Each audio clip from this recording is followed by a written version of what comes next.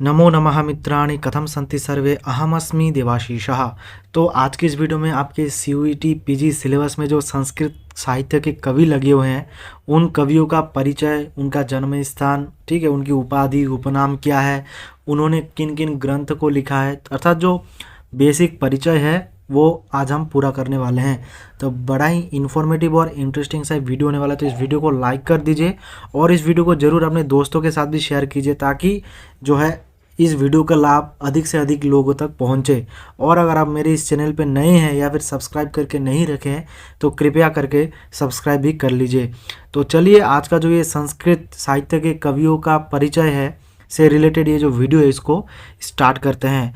तो सबसे पहले जो कवि आते हैं वो है लौकिक संस्कृत साहित्य में, वो है भास, और इससे भी पहले आते हैं महर्षि वाल्मीकि, इसलिए वाल्मीकि को आदि कवि भी कहा जाता है। उसके उपरांत आते हैं भास, ठीक है। तो भास का जो जन्म समय माना जाता है वो है ईसु पूर्व 4वीं शताब्दी का आरंभ, ठीक है। और इनका जो जन्म स्थान है उसके बारे में पता नहीं है, अर्थात अज्ञात है। और उपाधि ये इम्पोर्टेंट है, भास को जो है कविता कामिनी हास, ठीक है, भासो हासः, अग्निमित्र, ज्वलन मित्र, और ज्वलन मित्र कौन कहा है, बागपति राज के द्वारा कहा गया है, ठीक है। तो ये काफ़ी इम्पोर्टेंट उपाधि है भास से रिलेटेड, इसमें से अग्निमित्र भी पूछता है और कविता कामिनी हासः भी पूछता है। और भास के जो है मूल रूप से 13 नाटक प्राप्त होता है। वो 13 नाटक कहाँ से प्राप्त होता है, केरल के एक राज्य से, और वो कौन खोजा था, टी गणपति शास्त्री, ठीक है। और कब खोजा था, 1909 में जो है इन भास के 13 नाटकों की जो है खोज प्राप्ति हुई थी। तो उन 13 नाटकों को 4 भागों में विभाजित किया गया है। एक है महाभारत के कथा के मूलक, ठीक है, दूसरा है रामायण कथामूलक, तीसरा है उदयन कथामूलक और चौथा है लोक कथामूलक। तो सबसे ज़्यादा जो है महाभारत से रिलेटेड प्राप्त होता है, जिसमें है उरुभंगम, दूध वाक्यम, पंचरात्रम, दूध घटोत्कचम, कर्णभारम, मध्यम वायोग और बालचरितम। उसके बाद रामायण से रिलेटेड 2 केवल प्राप्त होता है, एक है प्रतिमा नाटक, दूसरा है अभिषेक नाटक। और उदयन में उदयन कथामूलक प्रतिज्ञा योगेंद्रायन और जो है स्वप्नवास दत्तम, और स्वप्नवास दत्तम में 6 अंक है, ठीक है। और लोक कथामूलक में है अभिमारकम और चारुदत्तम। और भास की जो प्रमुख शैली है वो है वैदर्भी रीति का जो है भास बहुत प्रयोग करते हैं, ठीक है। और इसमें विशेष क्या है, भाष शरीरैव नाटकई, ये कौन कहा है, दंडी के द्वारा कहा गया है, भाषः शरीरैव नाटकैहि। उसके बाद है भाषदेव कुलेरिव, ये बाणभट्ट ने कहा है। और भास सौमिल्य कवि पुत्र, ये कहा है कालिदास ने। तो ये काफ़ी इंपॉर्टेंट हो सकता है कि पंक्ति दे दे और किसने कहा है, किसके बारे में, तो इसलिए यहाँ पर ये लिखा गया है, ठीक है। तो यहाँ पर ये मतलब काफ़ी इंपॉर्टेंट है। भाषा शरीरैव नाटकई, ये दंडी के द्वारा कहा गया है। भाषदेव कुलेरिव, ये बाणभट्ट के द्वारा कहा गया है। और भास सौमिल्य कवि पुत्र, ये कालिदास के द्वारा कहा गया है। इसके बाद दूसरा जो है भास के अनंतर जो आता है, ये याद रखिए कि भास के बाद जो है अश्वघोष आता है और अश्वघोष के बाद जो है कालिदास आते हैं, ठीक है। तो अश्वघोष का जो जन्म समय है वो है ईशु पूर्व 1वीं शताब्दी, ठीक है। और इसका जो जन्म स्थान है महाकवि भास का वो है साकेत, जो कि अयोध्या में है। और ये कब हुए थे, कनिष्क के शासनकाल में, ठीक है। और इनकी जो उपाधि है, उपाधि क्या है, आर्यभदंत और बौद्ध भिक्षु। ये बौद्ध भिक्षु पूछता है कि बौद्ध भिक्षु किसकी उपाधि है, तो महाकवि अश्वघोष की जो है ये उपाधि है। और ग्रंथ इनके जो प्राप्त होते हैं, एक है बुद्ध चरितम, जिसमें 28 सर्ग है, 14 सर्ग उपलब्ध होते हैं और 14 सर्ग नहीं होते हैं, ठीक है, जिसमें 28 सर्ग है। और ये कैसा ग्रंथ है, यह है इतिहास प्रसिद्ध। दूसरा है सौंदरानंद महाकाव्यम, इसमें 18 सर्ग है। और एक है शारिपुत्र प्रकरण, ये है प्रकरण, इसमें 9 अंक है। देखिए अधिकतर जो प्रकरण है जैसे मृच्छकटिकम हो गए, ठीक है, प्रसिद्ध जो प्रकरण है उसमें 10 अंक होते हैं, लेकिन शारिपुत्र प्रकरण में जो है 9 ही अंक है, ये आपको एक बार ध्यान रखना है। उसके बाद राष्ट्रपाल चरितम, ये गेय नाटक है। सूत्रालंकार, ये पाली जातकों की कथाओं का संग्रह है। उसका वज्र सूची, महायान श्रद्धोत्पात, गंड स्तोत्र गाथा, विभाषा इत्यादि जो है अश्वघोष के जो है ग्रंथ प्राप्त होते हैं। इसमें से गंड स्तोत्र गाथा भी मतलब पूछा जाता है परीक्षाओं में। और इनकी जो प्रमुख शैली है वो है वैदर्भी रीति, और गुण जो है वो प्रसाद गुण, ठीक है। और विशेष क्या है कि बुद्ध चरितम का अंग्रेजी अनुवाद डॉक्टर जॉनस्टन के द्वारा किया गया है। अगर पूछा जा सकता है कि बुद्ध चरितम का अंग्रेजी अनुवाद, जैसे अभिज्ञान शाकुंतलम का अंग्रेजी अनुवाद किसने किया है, आपका सर विलियम जोन्स ने, ठीक उसी प्रकार बौद्ध चरितम के जो अंग्रेजी अनुवाद है वो डॉक्टर जॉनस्टन के द्वारा किया गया है, ठीक है। इसके अनंतर जो कवि प्राप्त होते हैं वो है महाकवि कालिदास। तो महाकवि कालिदास के जो है जन्म समय है प्रथम शताब्दी, और इनका जन्म स्थान सभी ये भी उपलब्ध नहीं होता, लेकिन अधिकतर कश्मीर के और उज्जैनी के माने जाते हैं। और ऐसा भी माना जाता है कि विक्रमादित्य के 9 रत्नों में से महाकवि कालिदास भी एक थे। और इनके जो उपाधि है, एक है दीपशिखा, रघुकार, ठीक है। उसके बाद कवि कुलगुरु, कविता कामिनी विलासः। तो देखिए कविता कामिनी हास जो है वह है भास, और कविता कामिनी विलास जो है वह है कालिदास। तो भास हास ऐसे करके आप याद रख सकते हैं, और विलास कालिदास, ठीक है। लास दास ऐसे करके आप याद कर सकते हैं। और दूसरा उपमा सम्राट, और इसमें से दीपशिखा भी बहुत इंपॉर्टेंट है, कवि कुलगुरु भी इंपॉर्टेंट है। और इनके जो प्रमुख ग्रंथ प्राप्त होते हैं वो है 7, ठीक है, जिसमें से जो महाकाव्य है वो है आपका कुमार संभवम, जिसमें 17 सर्ग है। और इसमें जो है मल्लीनाथ की संजीवनी टीका बहुत प्रसिद्ध है, ठीक है। और कुमार संभवम का जो उपजीव्य है वो श्रीमद् भागवत पुराण माना जाता है। रघुवंशम में 19 सर्ग है, इसका उपजीव्य काव्य रामायण है, ठीक है। 2 महाकाव्य हो गए। और खंड काव्य में मेघदूत, इसमें 2 अंश है, एक है पूर्व मेघ, एक है उत्तर मेघ। पूर्व मेघ में जो है आपका 63 पद्य है, और 52 पद्य है आपके उत्तर मेघ में। और दूसरा है ऋतु संहार। और नाटक जो है 3 प्राप्त होते हैं, ठीक है। तो नाटक में एक है अभिज्ञान शाकुंतलम, 7 अंक है। मालविकाग्निमित्रम, यह है 5 अंक, ठीक है। और तीसरा है विक्रमोवर्षियम, यह है त्रोटक। इसको नाटक में नहीं आएगा, रूपक में नहीं आएगा, ये ऊपर रूपक में आता है, विक्रमोवर्षियम त्रोटक में, ठीक है। और इन तीनों नाटकों में सबसे पहले जो महाकवि कालिदास ने लिखा है वो है मालविकाग्निमित्रम की रचना की है, रूपकों में प्रथम रचना। और इनकी जो शैली है वह है वैदर्भी रीति का बहुत प्रयोग करते हैं। उसके बाद जो प्रसाद गुण का प्रयोग करते हैं। प्रमुख रस है श्रृंगार, और अलंकार में है उपमा, और कहा भी जाता है कि उपमा कालिदासस्य। तो आपको अगर ये वीडियो काफ़ी इन्फॉर्मेटिव लग रही है तो वीडियो को लाइक कर दीजिए, दोस्तों के साथ ज़रूर से शेयर करें, ताकि इस वीडियो का लाभ जो है अधिक से अधिक तक लोगों तक पहुंचे। और अगर आप चैनल पे सब्सक्राइब करके नहीं रखे हैं तो कृपया करके सब्सक्राइब करके रखें, ताकि ऐसे ही इंटरेस्टिंग वीडियो की जो नोटिफिकेशन है आप सबसे पहले प्राप्त कर सके, ठीक है। और महाकवि कालिदास में विशेष क्या है, तो इसमें विशेष है काव्येषु नाटकम रम्या तत्रापि शकुंतला, अर्थात काव्यों में जो है नाटक बहुत रमणीय माना जाता है, और उसमें भी अभिज्ञान शाकुंतलम तत्रापि चतुर्थ अंक, अर्थात उसमें भी अभिज्ञान शाकुंतलम में भी जो है चतुर्थ अंक तत्रापि श्लोक चतुष्टयम, और उसमें भी जो चतुष्टय श्लोक है शार्दुल विक्रीडित के, वो बहुत मतलब रमणीय माना जाता है। और अभिज्ञान शाकुंतलम का सर्वप्रथम अंग्रेजी अनुवाद जो है सर विलियम जोन्स के द्वारा किया गया है 1784 में। तो ये विशेष आता है आपका महाकवि कालिदास के अंतर्गत। इसके बाद जो है वो है शूद्रक।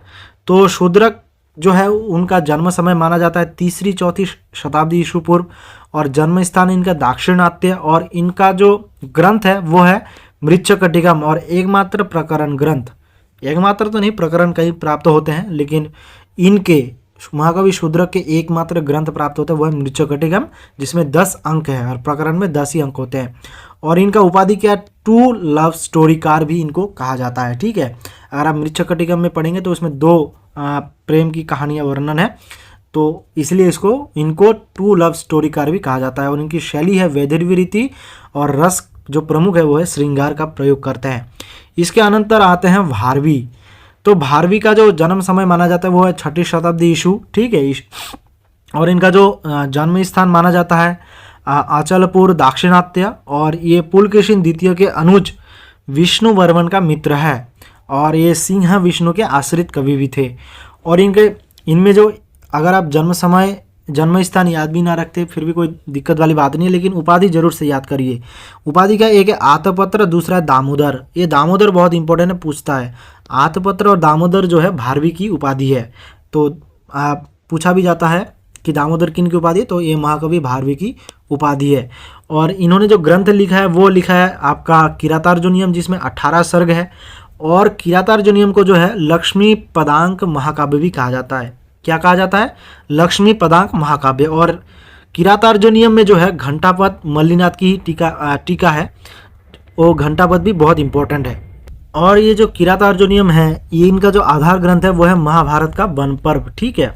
और इनकी जो शैली है भारवे रथ गौरवम, अर्थात अर्थ गौरव, अर्थात काफ़ी श्लेष का प्रयोग करते हैं। और विशेष क्या है कि नारिकेल फल सम्मितम वचः भारवे संपदि तद विभज्यते। तो ये जो है मल्लिनाथ के द्वारा कहा गया है। और किसके लिए कहा गया है? महाकवि भारवी के लिए कहा गया है, नारिकेल फल सम्मितम वचः। तो ये काफ़ी इंपॉर्टेंट है, पूछा जाता है, ध्यान से रखिएगा, आपको मतलब ध्यान में रखिएगा। और चित्रकाव्य का प्रयोग करने वाले प्रथम कवि भी है ये जो है महाकवि भारवी। और चित्रकाव्य का जो है प्रयोग कौन से सर्ग में प्राप्त होता है? 15वें सर्ग में प्राप्त होता है। तो इस प्रकार से महाकवि भारवी का जो है मैं आपको संक्षेप में जितना हो सकता है उतना आपको बता दिया। इसके बाद है महाकवि भट्टी। तो भट्टी में क्या है, इनका जो समय है वो 6ठी शताब्दी ईसु का उत्तरार्ध माना जाता है। और जन्म स्थान वल्लभी नरेश श्रीधर सेन के आश्रित कवि थे ये। और इनका जो प्रमुख ग्रंथ है वो है रावणवध या फिर भट्टी काव्य। रावणवध या फिर भट्टी काव्य जो है इनका प्रमुख है। रावणवध इन्होंने लिखा है और भट्टी के द्वारा विरचित होने के कारण भट्टी काव्य भी कहा जाता है रावणवध को। इसमें जो 22 सर्ग है और इसमें 4 भाग है, ठीक है। 22 सर्ग है लेकिन 4 भाग है। और 4 भागों का नाम क्या है? प्रकीर्ण कांड, अधिकार कांड, प्रसन्न कांड और तिगंत कांड। तो 22 सर्ग है और 22 सर्ग 4 भागों में विभक्त है इन 4 कांडों के द्वारा, ठीक है। प्रकीर्ण कांड, अधिकार कांड, प्रसन्न कांड और तिगंत कांड, इनको आप याद कर रखिएगा। क्या पता इनका क्रम भी पूछ दे आपके जिस प्रकार से जो है प्रश्नों का लेवल बन रहा है। और शैली जो है इनका बहुत सरस है। कालिदास और भारवी के गुणों से मिश्रित रचना जो है महाकवि भट्टी प्रयोग करते हैं। इसके बाद है माघ। तो माघ का जो समय है वो है आपका 7वीं शताब्दी। और इनका जो जन्म स्थान है वो है मीनमाल जो है गुजरात में है। और इनका जो उपाधि है वो है घंटा माघ, ठीक है, घंटा माघ। और शिशुपाल वध इनकी जो है एकमात्र रचना प्राप्त होता है, शिशुपाल वधम महाकाव्यम, जिसमें 20 सर्ग प्राप्त होते हैं। और इसमें श्री पदांग महाकाव्य, लक्ष्मी पदांग महाकाव्य किनको कहा जाता है? भारवी की किरातार्जुनीयम को। और श्री पदांक महाकाव्य कहा जाता है शिशुपाल वध का, ठीक हो। और इसमें जो मल्लिनाथ की जो टीका है सर्वांकशा, ये काफ़ी इंपॉर्टेंट है और पूछा भी जाता है। इसमें सर्वांकशा टीका बहुत प्रसिद्ध है मल्लिनाथ की। और संदेह विश्व औषधि टीका वल्लभदेव की भी प्राप्त होती है। और इनका जो आधार ग्रंथ है वो है महाभारत का सभा पर्व। और प्रमुख जो रस है शिशुपाल वध में वो है वीर रस। और माघ के लिए विशेष है कि माघे संति त्रयोगुणा, माघे संति त्रयोगुणा, अर्थात उपमा कालिदासस्य भारवेरर्थ गौरवम दंडिनः पदलालित्यम माघे संति त्रयोगुणा, अर्थात इन उपरोक्त तो तीनों कवियों के जो गुण हैं वो तीनों गुण माघ के काव्यों में दृष्टिगोचर होते हैं। और मेघे माघे गतम वयः, ये भी महाकवि माघ के लिए ही कहा गया है। माघ के बाद है सुबंधु। तो सुबंधु का जो जन्म समय माना जाता है वो 7वीं शताब्दी का आरंभ में माना जाता है। और इनका जो जन्म स्थान माना जाता है वो है कश्मीर, ठीक है। और इनकी एकमात्र ग्रंथ प्राप्त होता है बासव दत्ता, ये याद रखिएगा। बासव दत्ता की इनकी रचना है सुबंधु की। और इनमें विशेष है कि कवि नाम गद्यर्प्यो नूनम बासव दत्तया, ये किन्होंने कहा? ये महाकवि भानभट्ट के द्वारा कहा गया है, ठीक है। और सुबंधु बाणभट्टश्च कविराज इति त्रयाः, अर्थात सुबंधु, बाणभट्ट और कविराज जो है ये 3 ही कवि माने जाते हैं। और उसके बाद है वक्रोक्ति मार्ग निपुणश्च चतुर्थ विद्यते नवा। तो ये जो है पंक्ति जो है सुबंधु महाकवि से रिलेटेड है। इसके बाद है महाकवि बाणभट्ट। तो बाणभट्ट का जो समय माना जाता है वो है आपका 7वीं शताब्दी का पूर्वार्ध। और इनका जन्म स्थान जो है औरंगाबाद में हुआ था। और बिहार जो कि है औरंगाबाद जो है बिहार में है। और उपाधि क्या क्या है इनके? एक है गद्य सम्राट, वाणस्तु पंचाननः, कविता कानन केसरी, दूसरा है वश्यवाणी चक्रवर्ती और है तुरंगवाणः। जिसमें से जो है आपका तुरंग बाण बहुत इंपॉर्टेंट है, बाणस्तु पंचानन भी बहुत इंपॉर्टेंट है। और इनके जो ग्रंथ प्राप्त होते हैं वो है आपके हर्षचरितम जो है आख्यायिका, ठीक है, इसमें 8 उच्छ्वास है, और कादम्बरी जो है वो कथा है, और चंडी शतक भी प्राप्त होता है, एक है स्तोत्र काव्य। और महाकवि बाण के जो प्रमुख शैली है वो है पांचाली रीति, ठीक है। और इसमें क्या है, बाणोच्छिष्टम जगत सर्वम जो भी है महाकवि बाणभट्ट को कहा गया है। इनके अनंतर है महाकवि दंडी। तो दंडी का जो जन्म समय है वो है 6ठी शताब्दी, और जन्म स्थान है इनका कांचीनगर महाराष्ट्र। और इन्होंने ग्रंथ क्या क्या लिखा है, दश कुमार चरितम लिखा है जो कि 3 खंडों में विभक्त है, इसमें 8 उच्छ्वास है। इसके अनंतर भी काव्यदर्श जो कि आपका लक्षण ग्रंथ प्राप्त होता है जो महाकवि दंडी के द्वारा ही विरचित है, जिसमें 3 परिच्छेद हैं, और एक है अवंती सुंदरी कथा। और शैली इनका है परिष्कृत गद्य शैली, गुण में वो प्रसाद गुणन माधुर्य गुण का प्रयोग करते हैं, और दंडिनः पदलालित्यम जो दंडी के लिए कहा गया है। इसके अनंतर है भवभूति। तो भवभूति का समय है 680 से 750 के मध्य, और इनका जन्म स्थान है विदर्भ देश का पद्मपुर। इनकी उपाधि क्या क्या है देख लीजिए, श्रीकंठ, पदवाक्य प्रमाणज्ञ, उदंबर, वश्यवाक, शिखरिणी कवि। ये इंपॉर्टेंट है कि शिखरिणी कवि किनको कहा जाता है, अर्थात शिखरिणी छंद का सबसे ज़्यादा प्रयोग करने वाले महाकवि है भवभूति। इनके अनंतर है परिणत प्रज्ञ, अर्थात जिनकी प्रज्ञा जो है परिणत हो गई है। और तो इस प्रकार से महाकवि भवभूति की जो है उपाधि प्राप्त होती है। और इनके ग्रंथ क्या क्या है, मालती माधवम जिसमें 10 अंक का प्रकरण है, और इसमें प्रमुख रूप से श्रृंगार रस है। महावीर चरितम इसमें 7 अंक है, और इसमें जो महावीर चरितम में वीर रस है। इसके अनंतर है उत्तर रामचरितम जिसमें 7 अंक है, और इसका प्रमुख रस है करुण रस। और उत्तर रामचरितम का जो आधार ग्रंथ है वो है रामायण। और शैली के गौड़ी रीति के सर्वश्रेष्ठ कवि, जैसे वैदर्भी रीति के सर्वश्रेष्ठ कवि है महाकवि कालिदास, ठीक वैसे ही गौड़ी रीति के सर्वश्रेष्ठ कवि है आपके भवभूति। और रस है कारुण्यम भवभूति एवं तनुते, अर्थात करुण रस को जो है भवभूति के कारण ही जाना जाता है। इसके बाद है कल्हण। तो कल्हण का जो समय माना जाता है वह है 11वीं शताब्दी, जन्म स्थान है कश्मीर, और कश्मीर राजा हर्ष के सभा पंडित भी माने जाते हैं। और उपाधि है कश्मीर इतिहासकार, क्योंकि इन्होंने जो लिखा है राजतरंगिणी, ये सबसे पहला जो है ऐतिहासिक महाकाव्य है जिसमें इतिहास के बारे में कहा गया, जो जिसमें कश्मीर का इतिहास वर्णन है। और राजतरंगिणी जो है 8 तरंगों में विभक्त है जो महाकवि कल्हण द्वारा विरचित है, ठीक है। और इनका जो शैली है वो है वैदर्भी रीति, और गुण जो है प्रसाद गुण। इसके बाद आपके आते हैं श्रीहर्ष। तो श्रीहर्ष का जो जन्म समय है यह है 1150 से 1200 ईस्वी के मध्य, और जन्म स्थान इनका जो है कान्यकुब्ज कन्यूज में है। और इन्होंने जो ग्रंथ लिखा है वो है नैषधीय चरितम जिसमें 22 सर्ग है। और इस नैषधीय चरितम को आनंद पदांक महाकाव्य भी कहा जाता है। क्या, आनंद पदांक महाकाव्य। और इसमें मल्लिनाथ की जीवातु टीका भी जो है बहुत प्रसिद्ध है। मल्लिनाथ ने जो है तीनों जो बृहत्त्रयी के अंतर्गत आता है, नैषधीय चरितम, किरातार्जुनीयम, शिशुपाल वधम, इन तीनों के ऊपर टीका लिखा है। वो आप क्रम करके लिख लीजिएगा ताकि स्मरण करने में जो है आसानी हो। और इनका जो आधार ग्रंथ है वो महाभारत का आदि पर्व के जो नल उपाख्यान है उसमें से नल दमयंती की कथा को आधार बनाकर नैषधीय चरितम लिखा है। और दूसरा है खंडन काव्य।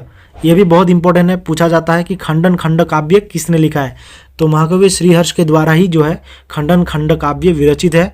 और स्तरीय विचार प्रकरण ये भी श्रीहर्ष के द्वारा विरचित है। श्री विजय प्रशस्ति, गौड़ीरविश कुल प्रशस्ति, प्रणव वर्णन, हिंद प्रशस्ति इत्यादि जो है आपके श्रीहर्ष महाकवि द्वारा विरचित है।